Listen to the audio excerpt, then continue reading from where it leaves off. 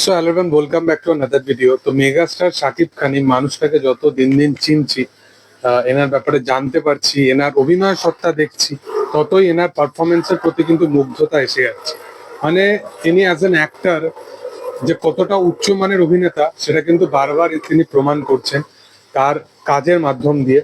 মানে আজকেই তুমি দেখো মহামায়া বলে গানটা এসছে এবং ব্যাপক কাজটা দুর্দান্ত করেছে সেটা, মানে ভিডিও সংটা দেখে বোঝা যাচ্ছে। এবং পরিচালক কেন এত কিছু হিডেন করে রেখেছিল, এত ভিজুয়াল লুক অ্যান্ড ফিল এত কিছু হিডেন করে রেখে তারা শুধুমাত্র টিজারটা ড্রপ করেছিল, সেটা এই গানের ভিডিওটা দেখলে বোঝা যায়, গানের ভিজুয়াল লুক অ্যান্ড ফিল দেখলে বোঝা যায়।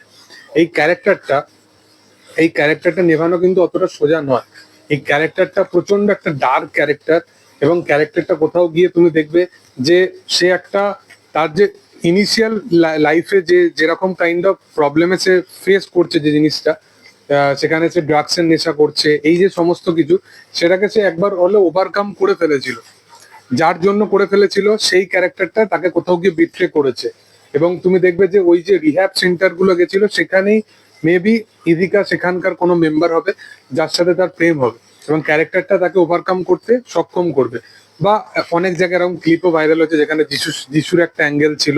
তো এরকম কাইন্ড অফ জিনিস আছে। আমি এখনো সিনেমাটা দেখিনি, শুধুমাত্র অ্যাজাম্পশন ওয়াইজ বললাম। যদি রিলিজের আগে হতো তাহলে অনেক কিছু বলা যেত বিষয়টা নিয়ে। যেহেতু ছবিটা রিলিজ হয়ে গেছে, তো তো যারা দেখেনি তাদের জন্য এই বিষয়টা একটা বাজে ব্যাপার হয়ে যাবে।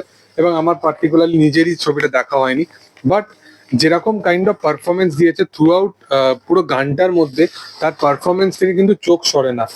একদম প্রথম সিনে যে ক্যারেক্টারটা, কতটা রেজ একটা ক্যারেক্টার, যে সে তাকে মারতে যাচ্ছে কিন্তু মারতে পারছে না, চারিপাশে বন্দুক নিয়ে গুলি ছুটছে কিন্তু তার দিকে একটা গুলি মারতে পারছে না। তো এইরকম কাইন্ড অফ জিনিস কিন্তু দেখানো হচ্ছে। ক্যারেক্টারটা কতটা রেজ একটা ক্যারেক্টার, বারবার মানে সে ড্রাগসের নেশা করছে, ওই যে জিল্লু মাল দে, ওই যে ব্যাপারটা কেন সে ক্যারেক্টারটা এত পরিমাণে ডার্ক লেভেলে আরো পৌঁছে যাচ্ছে, কেন তার পিছনে রিজনটা কি।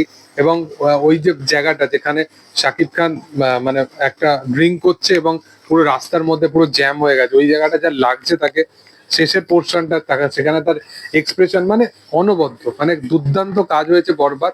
এটা কিন্তু বরবাদের প্রত্যেকটা গান কিন্তু, বা যে সমস্ত ভিডিও, গান, যে সমস্ত জিনিসগুলো এসছে সেগুলো দেখে কিন্তু প্রচন্ড পরিমাণে look and feel set up এতটা প্রাইম লেভেলে, যে মানুষ কিন্তু সিরিয়াসলি যেগুলো বরবাদ নিয়ে শেয়ার করেছে, যে সমস্ত রিয়াকশন গুলো, সেগুলো কিন্তু কিছুটা মিথ্যে নয়। এবং কোনোভাবেই এই সিনেমাটাকে ওভার হাইপ করা হয়নি, কোনোভাবেই কিছু হয়নি, সেটা কিন্তু বারবার প্রমাণ করছে বরবাদ।